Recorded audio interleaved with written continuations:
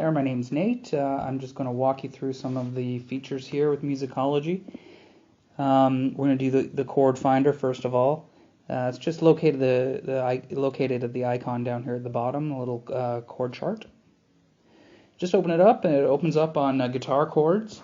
Up in the upper left-hand side here, you can see there's a toggle switch that switches back from ukulele to guitar. Simple, just set that one on whatever you're working with or whatever your student is working with. Works very simply. There's two columns. In the left column is just the chord name. Set that to whatever chord you're looking for, and in the right is the chord quality. Starts out with just basic triads, and it gets more and more complex as you go down. So yeah, there's the major and the minor triads here. Simple enough.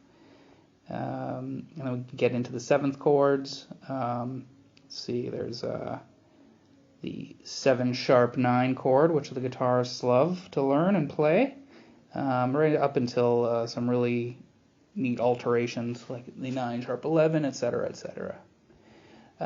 Just a couple more things. Let's have a look at the ukulele, what that looks like. Simple enough. And it does all the advanced chords too for the ukulele, which is wonderful.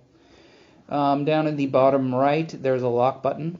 That's just if you've got a student that's particularly giving you some trouble with the he wants to scroll through the chords a little bit too much. You can turn that off just so you can focus on one thing. And the back button, which is just the arrow that will take you back to the home screen, and you can select another feature. So I hope you enjoy that. Take care.